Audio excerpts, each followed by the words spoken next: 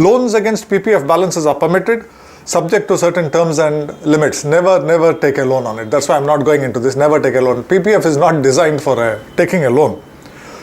Individuals can open PPF accounts in their sole name only. So that there's no confusion, the government has come out with this. You can't have a joint holder. And one more thing is, you can have only one PPF account. Even if an old PPF account is inactive, you cannot open a new one. That has to be closed or reactivated. If it is closed, after it is closed, you can open a new account. If it is reactivated, that becomes your account. Nomination facility is available. There's a good nomination facility, and you can nominate one or up to 3 persons. There is no problem whatsoever. If the nominee is a minor, the subscriber should appoint an adult to receive the amount in the event of death of the subscriber during the minority of the nominee. Once the minor becomes a major, there is no problem.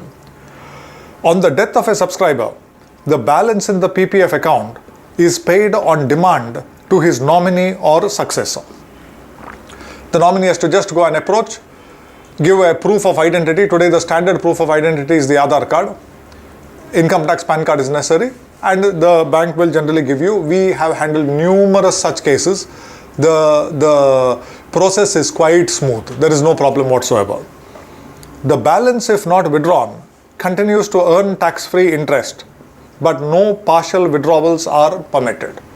So if somebody has died, there is a nominee, the nominee does not bother to close the account.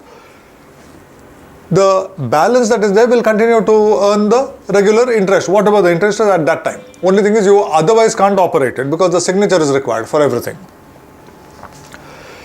It is risky for the nominee to continue the account because the nominee cannot further nominate. This is also a very, very important point. A lot of people have a total misunderstanding about this point, and therefore they neglect. So you have got X. X is the holder of the PPF account. Now what happens is, X dies. Y is the nominee. Now Y thinks, yes, I am the nominee, but if I don't do anything also, interest will be earned.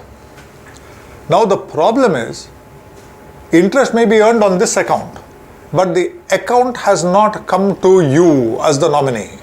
You continue to be only a nominee. Nominee is not a holder. Nominee has no ownership rights. Until after this person is no more, the nominee goes and takes possession of the asset. Okay, this is one simple point of law not understood by many. Whereas, take a bank account, not a PPF account, a bank account. A and B are the joint holders. X is the nominee. If something happens to A, the nominee is irrelevant. Everything goes to B, or at least B can get the account in the, because when it's a joint holder, this person has a joint right. Only if A and B pass away together, or first A dies, after a long time B dies, only then the nominee comes into play. Not only that, supposing A dies, B can change the nominee. B can also change the nominee. So it may be Y tomorrow. This nominee can be, nobody can question. Because now B has become the owner of the account. As an owner, I can exercise my right to a nomination. Point I'm trying to make is, in a joint holding, there is one more layer, one more opportunity to do something. But when there is no joint holder permitted, as we saw in the PPF account, if the nominee sits quiet, what it means is that so long as the nominee does not take the steps to take possession of this money, there is actually nobody owning this money. So the nominee cannot further nominate. Please understand that. The nominee cannot further nominate. If I have to nominate, I have to be an owner. An owner can nominate. A nominee cannot nominate.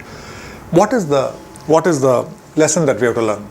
In a PPF account, for that matter, in any account where there is a single person with a nomination, as early as possible after that person passes away, the nominee must go and take possession. Okay, and having taken possession, immediately take possession, transfer it either to a joint account, or if it is a sole account, then register a nomination. Okay, this is repeatedly neglected. And if the nominee also by some chance passes away, then it is not an easy process. All the legal heirs have to now go to the court. If there is a will has to be probated.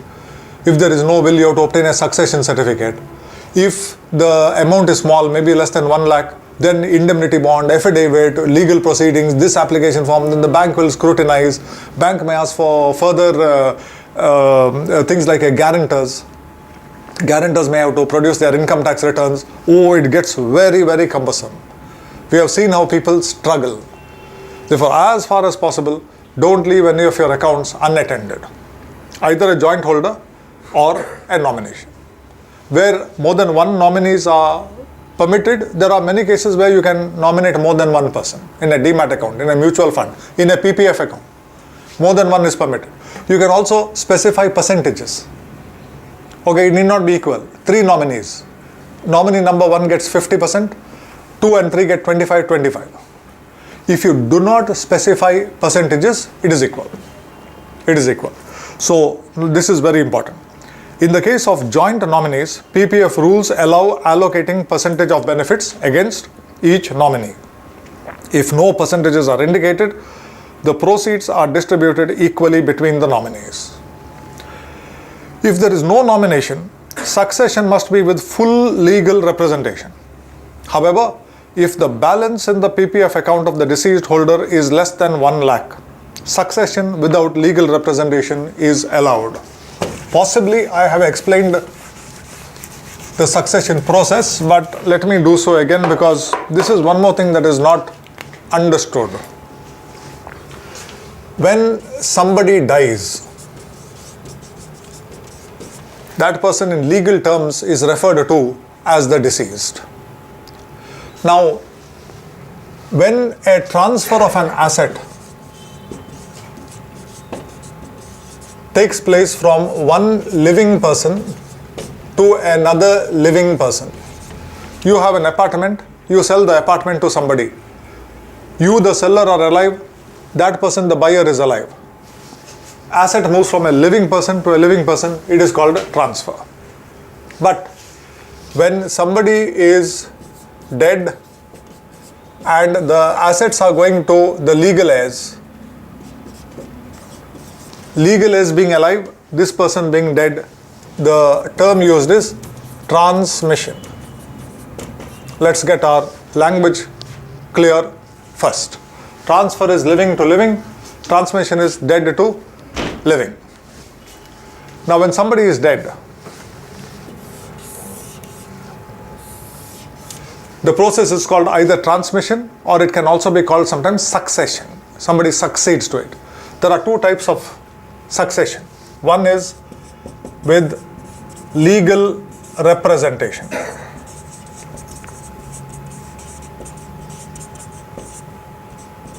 The second is without legal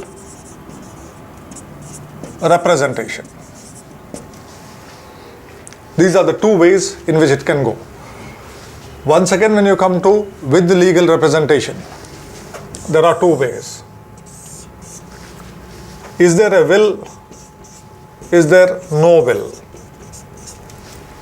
If you want the legal term for it, this is called testamentary succession or testate succession. This is intestate succession. Now, when there is a will, generally there is a requirement that a will has to be probated. In certain cases it need not be, but the will has to be produced in a court by the executors. The court will examine the will. The court will, if need be, advertise in the papers, call for any other legal heirs, see whether anybody wants to challenge the will, and after giving sufficient time and listening to the executors who have produced the will, examining the will, the court will issue an order of probate. That is called probate. Probate is nothing but we have proved the will. The will is proved by us, and after that the executors can go freely forward and execute the will. Nobody can they cannot be held responsible. So this is where there is a will. Now, what if there is no will? In that case, the law of succession by which you are governed will apply. In India, there are three major categories. Hindus are governed by the Hindu Succession Act, Mohammedans by the Mohammedan Succession Law, and the rest by an act called the Indian Succession Act of 1925, which is British law actually, but what is that made applicable here? The Indian Succession Act of 1925. Now, when there is no will, the legal heirs can approach the court, give the court a list of the assets, give the court a list of the legal heirs. Then the court will make its necessary enquiries. And after those enquiries are made, the court will issue what is called a succession certificate.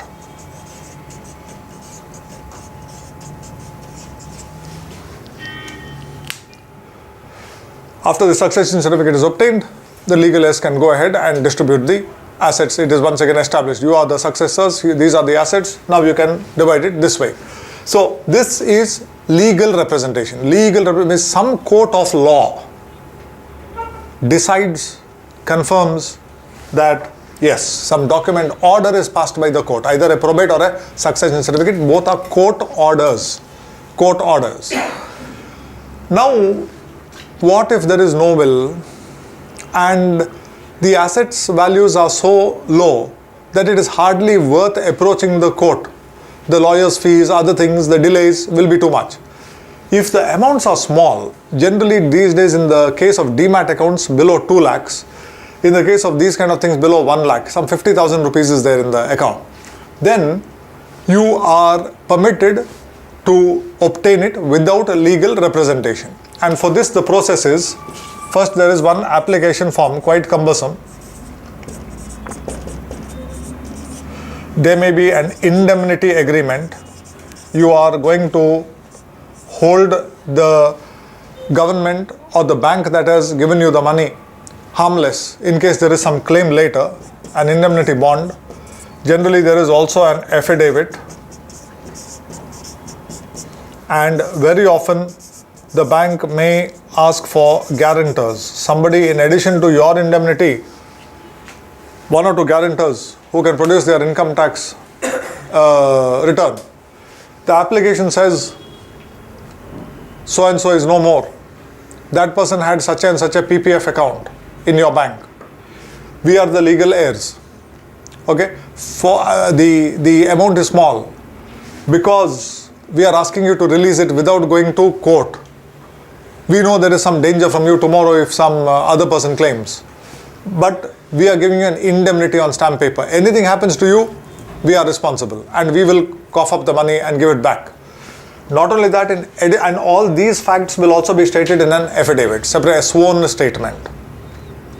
And in addition to this, there may or may not be a requirement for 1 or 2 guarantors. So the guarantors say, we know all these, we know what the case is, we know the people who are claiming, and in case those people land up in some complications tomorrow and the bank is going to lose, then we third parties will also guarantee the bank that we will also cough up the money. So roughly that is the process. So this is without legal representation, and that is permitted in this case for small amounts of less than 1 lakh rupees. Now the entire balance can be withdrawn on maturity. That is 15 years, after 15 years of the close of the financial year in which you open the account. When you hear people talking about the PPF, some people you will refer to as at 15 years and many people refer to it as 16 years. The reason for that is, before that, you can choose to continue the account beyond 15 years, but you will have to do so in blocks of 5 years.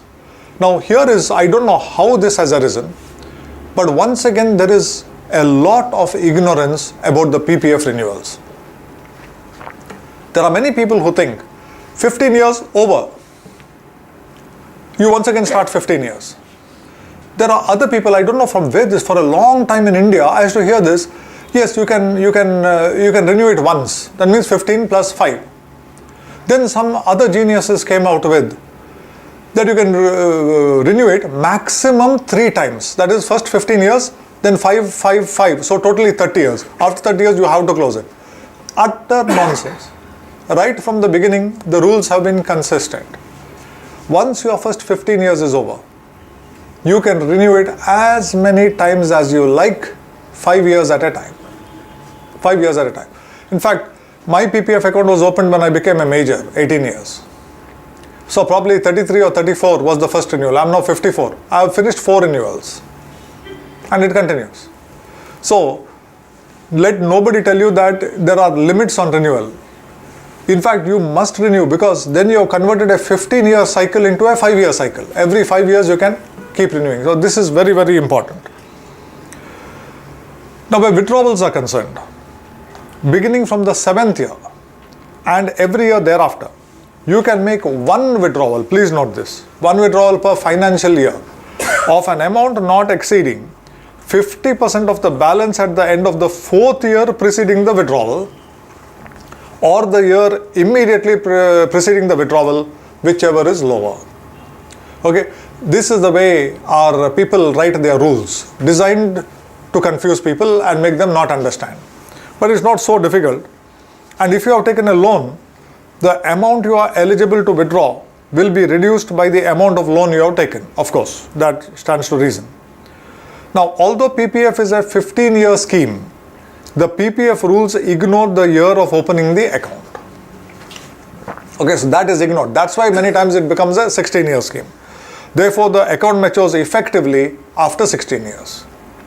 However, the investor can contribute even during the 16th year, right up to the date of maturity. Okay, so you can have a situation where on the 31st of March, where your account is going to mature, you can put money.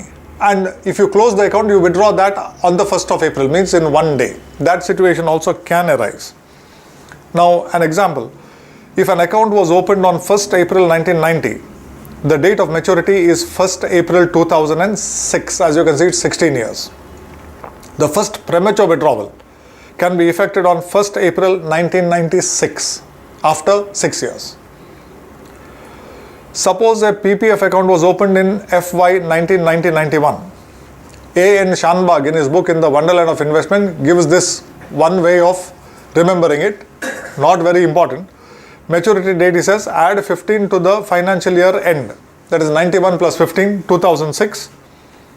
The account matures on 1st April 2006, after the end of the financial year 2005-06. You don't require all this, I just gave you because it's there in that book.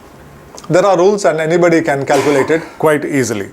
Similarly, first withdrawal date, add 6 to the financial year end, that is 91 plus 6, 97.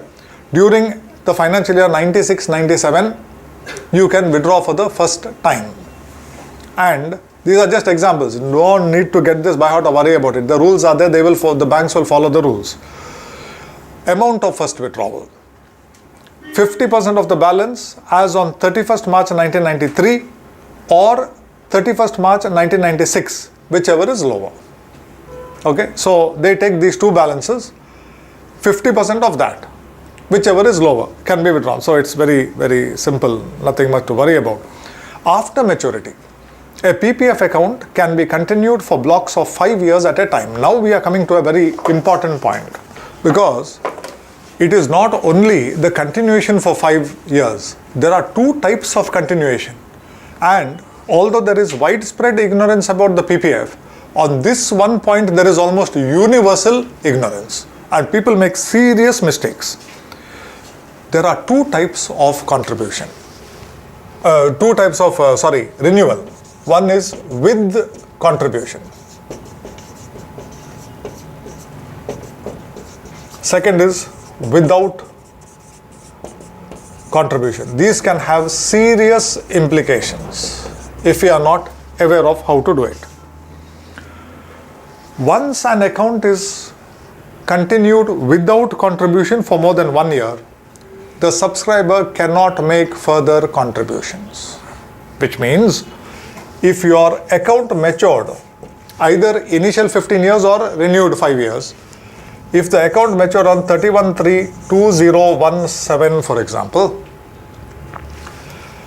up to 31/3/2018, you can make a contribution. But if you fail to make the contribution in this period, thereafter you cannot make any more contributions. Okay, and this is very, very unwise, very unwise. There is no point in having a PPF account which you cannot contribute. Balance that is in it will earn the interest. You can withdraw, all that is fine. But there is no point. There is no point. Suddenly you need tax saving, you need to put your shut out of it.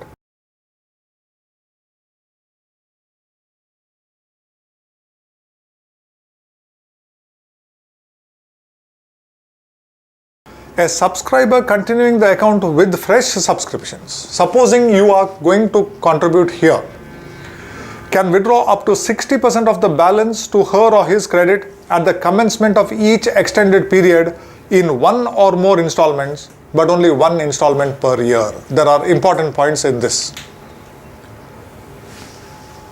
First important point is, you have to remember this without fail. A withdrawal from a PPF, any kind of withdrawal, partial withdrawal, complete withdrawal, withdrawal of a certain percentage, any withdrawal can be only once a year, not as and when you like. If you miss that, you go into the next financial year.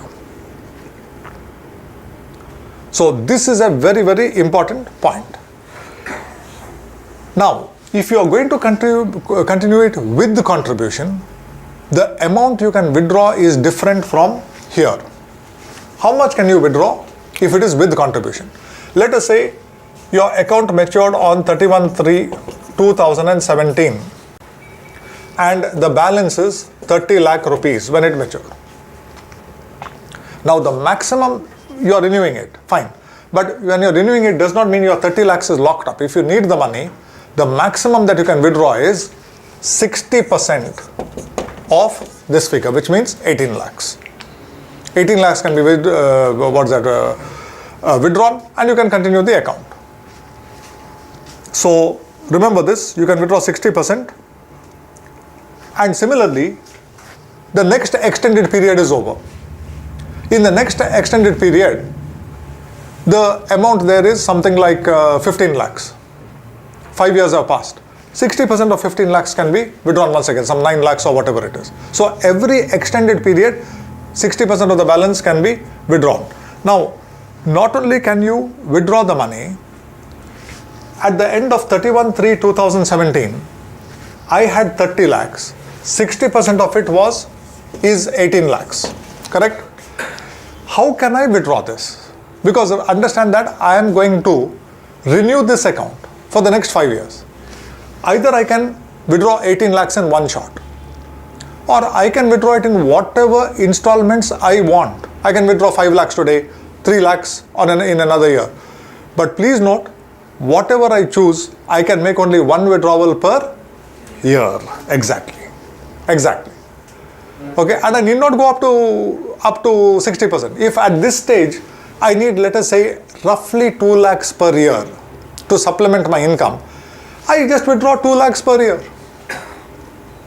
But the important thing is, I can only withdraw once a year. This is very, very important, because sometimes people depend on this for their livelihood. And especially old people, you do not know when a crisis may strike. Let us take the same example. I can withdraw 18 lakhs, but I want to withdraw only 3 lakhs per year, let us say. I want to withdraw 3 lakhs per year. I know that if I withdraw 3 lakhs per year and then I have a crisis, although strictly speaking I can withdraw the next 15 lakhs, I have to wait for the next financial year.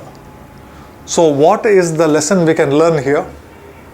The lesson we can learn is, we should be careful about the timing of our first withdrawal. When should we withdraw? Preferably sometime in the month of March. So I make my first withdrawal in March 2018. Why? Supposing in an emergency I need more money, the month changes, I'm in the new financial year. Okay, I have opened up another 15 lakhs of liquidity. If such an emergency situation does not arise, no problem. 1 year later, in March 2019, I withdraw 3 lakhs. March 2020, I withdraw 3 lakhs. I continue like this. But I reserve the right to not wait for 12 months, but about 1 month. About 1 month. So you can structure it on the 20th, 25th of month, less than 1 month also, you can open up that possibility. Okay, only financial people can think like this. Anyway, but this particular paragraph contains some very, very important points. So please note this. Only one installment a year and 60% of the balance. These are all very, very important things. In case of an account extended without contribution, withdrawals can be effected in installments not exceeding 1 year. Same thing here. The balance will continue to earn interest till it is withdrawn completely. So in this example, if you are making it without contribution, supposing I withdraw 18 lakhs in one shot, but my balance is 30 lakhs, then I have to wait for the next year. Okay, I can withdraw, can be effected not exceeding 1 year. Here there is no 60% rule, please understand that. Okay, I don't have to calculate this 18. If I have 30 lakhs and I want to withdraw it completely, I can withdraw the whole 30 lakhs. If I withdraw everything, the account is as good as closed because no further contributions can be made. The important thing is this word, these two words, without contribution. Without contribution. So never get into a situation where your account is neglected to the extent that you cannot continue it without contribution. It should always be with contribution. An investor cannot have more than one PPF account in his or her name. No new account can be opened even if the old one is in extended mode, either with or without contribution. Nothing can be done. Now we come to the next important point. See, in this case of with the contribution, you can ask one important question at this stage. How do you distinguish these two? With contribution, without contribution. 1 year's time is given after the maturity to continue it with contribution. But one important point here is, when you talk about with contribution, it does not mean only going and making a contribution there or making an investment. Before you make that investment, there is one very, very important point. There is a form called Form H. That has to be filled up, signed and submitted. It used to be just a one-page form. It's a simple form. What is that Form H? Form H only gives in writing your intention of continuing the PPF account. But this Form H must be submitted before you make the first installment, not after. Lot of people neglect this. In the old days, the bankers themselves didn't know. There have been probably lakhs of cases where this Form H has never been collected.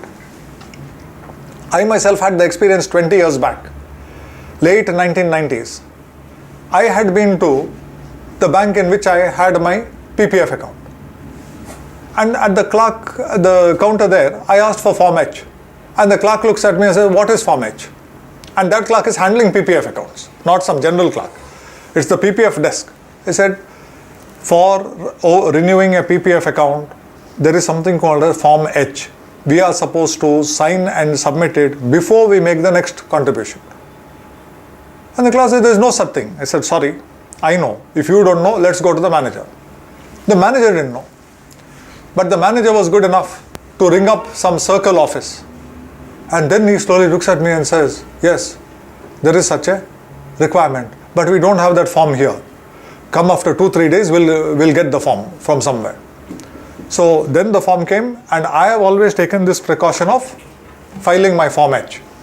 One more very important thing. You have no idea how careless the banks can be. You fill your form, you sign it, you submit it. Tomorrow if the bank says, no, we never received it from you, what proof do you have? Therefore, you have to take the trouble of completing your form, signing it. After everything is complete and with your signature, take a photocopy. Give both, get the acknowledgement, seal and date when it was received. Keep that photocopy carefully. Few people I know have been saved because of that advice. Because when the problem arises or when there's a doubt, the clerk is transferred, the bank manager is transferred, somebody else is retired. You need a proof. Nothing doing, here it is. You all have acknowledged. Now your problem, not mine.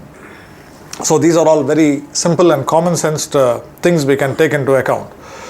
Form H should be filed before the first contribution is made for the first year after maturity. So please note, account has matured. Number one, please take steps to continue it with the contribution. Never allow it to get into without contribution mode. 1 year's time is given. Nobody can ask for more time than that. 1 year's time is given. Form H has to be filed, and Form H has to be filed before the first contribution. Okay, these are the important things to be remembered about the PPF account. If you don't do that, see the last point, the account will be treated as extended without subscription. And fresh contributions, even if you are able to make them, fresh contributions will enjoy neither interest nor Section 80C benefits. Fortunately for us, we are living in the age of technology.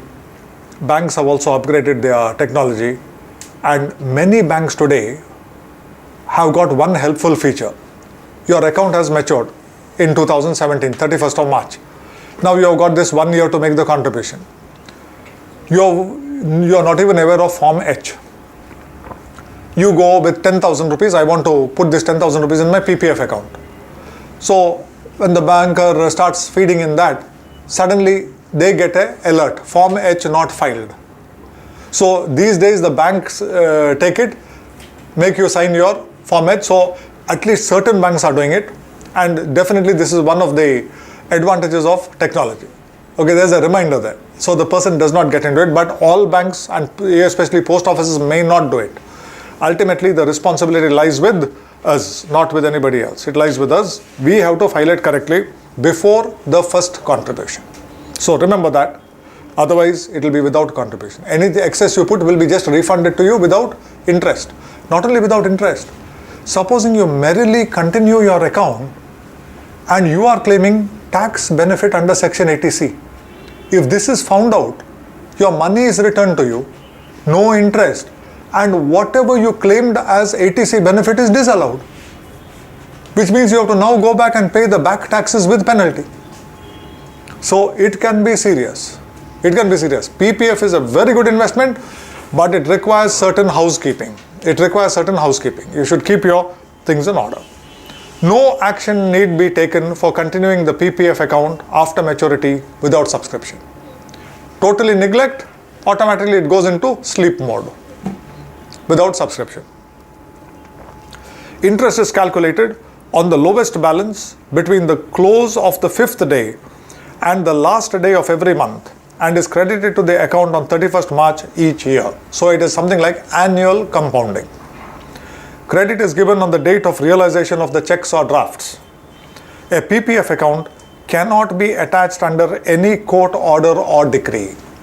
So if you are in business, for example, and somehow the business fails, you have got personal liability. Creditors can come under your personal assets. They can attach, they even take your house. But balance in the PPF account cannot be touched, except there is only one exception. Income tax authorities can attach it only for the taxes due, not for any other purpose. If there's some tax you have defaulted on, the income tax authorities can attach your account, a PPF account, and take the balance from that account only to the extent of the tax that has not been paid. Otherwise, PPF account cannot be touched by anyone. Actually, that's one of the reasons why a lot of people who are in risky businesses, all businesses are risky, but some are riskier than the others. So all businesses, people who are like that, they try to push quite a lot of money into PPF accounts, their account, spouse's account, major children's account, and build up some money. So if something happens, that money remains safe. that money remains safe. At a constant interest rate of 8.7%, if there are no withdrawals and contributions of rupees 1.5 lakhs per annum are made at the end of each financial year, the end corpus will be 48.26 lakhs. At a constant interest rate of 8.7%, if there are no withdrawals and contributions of rupees 1.5 lakhs per annum are made at the beginning of each financial year, the end corpus will be 53.96 lakhs. Now, this example is given just so that you know that interest is always calculated and paid on the lowest balance in the first 5 days. So if you are making contributions, always see that they are made at the beginning of the month, in the first few days of the month, preferably on the first. Not only that, understand that whenever you make a payment, the interest meter starts running immediately and it's tax-free interest. So if you can slowly organize your affairs so that you can make the entire PPF contribution on the first day of the financial year. See, just by doing that every year for 15 years, you get a benefit of about 5 odd lakhs. Simple step. But you have to have the discipline of first day of the financial year, I'm putting my entire money. I know it is not easy for everybody to manage it, but you may reach a stage when you can do it, at that time do it. Okay? You just get this benefit. And it's worth taking this kind of benefit when you can get it. Now, the PPF is a Government of India scheme. Every form is numbered, named. There are these forms. The Form A is for opening the account. Form B is every time you want to issue a check or cash. Form C is for partial withdrawals. Form D is for taking loans. Never use this Form D. Even Form C, try to avoid until retirement. Form E is for nomination. Nomination can be used.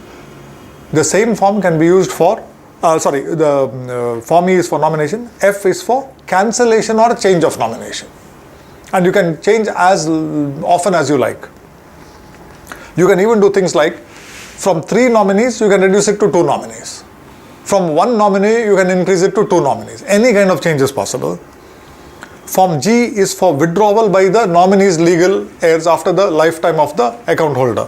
Form H, very, very important form which we spoke about, post-maturity continuation with contribution. When Albert Einstein was asked what he considered man's greatest discovery, he replied without hesitation, compound interest. Compound interest is and this annual compounding feature, in initial years you don't feel it, but after 6, 7, 8 years of contributing the maximum to the PPF and not withdrawing anything, you slowly find that the interest is more than now your contributions. Okay, and it grows tax-free. Therefore, it is still a very, very good investment. This was Albert Einstein saying, compound interest is the 8th wonder of the world. He who understands it earns it. He who doesn't pays it. Okay, so in any of our investments, we should look for the compounding effect. Real estate, equity, even PPF because of its EEE qualities. Very, very useful to remember. Let me deal with 1 or 2 final points. Very few people are aware that there are something called clumping provisions in the Income Tax Act.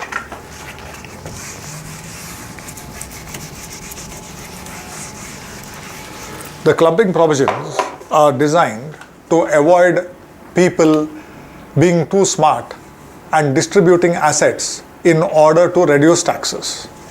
Now, one obvious thing is husband and wife. Supposing the lady is a homemaker and not earning money and only the husband is earning. What the husband can do is he can put, let's say, give you a simple example, 10 lakh rupees in the wife's name. So she puts this in 8% RBI bond, this Government of India bond, what we saw early on in today's session. She earns 80,000 rupees. And the husband thinks, now it's in her name. So this is her money. If it was in my money, let's say I'm in the 30.9% tax bracket. As we saw, the post-tax rate would be 5.53% on the 8%. In her case, she has no income. Up to 2,50,000, it will continue to be 8%. This is a very intelligent way of doing it. I'm afraid you can't do it because of the clubbing provisions. And the clubbing provisions say minor children, spouse.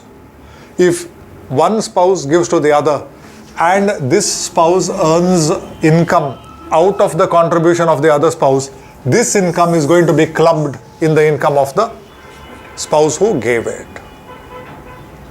Okay? Just for your general knowledge, if having earned this 80,000, the wife now invests this 80,000 in another fixed deposit or in a government bond. At 8% on this 80,000, she gets 6,400 rupees. Okay? Income on income is not clubbed. This 6,400 rupees will be in her hands. But every year's 80,000 rupees, every year, not just 1 year, every year it will be clubbed in his hand. So the next year, the next 80,000 is also put in. And she earns now not 6,400 but something like 12,800. That 12,800 is her income. So interest on interest, income on income is not clubbed. But the basic income is clubbed. Okay, now in the PPF, consider what happens. Same example, of course not 10 lakhs, but 1,50,000 is being also put into the lady's PPF account. Interest is earned. After a time, the interest can be a huge amount. The interest is clubbed. Okay? You can club all you want. There is no problem. Why? The interest is tax-free. Okay? Thereby, the clubbing provisions are rendered toothless. You have to do the accounting. Okay? I, on my PPF account so much, my wife's PPF account so much because I have contributed to that. All that will be done. But there is no tax implication. There is no tax implication. So, then further, when she makes some withdrawals, if she invests with those withdrawals somewhere else, that income is not clubbed. So, this is just one thing for your general knowledge. Once again, it's perfectly legal, but only warped minds like ours will think of these things.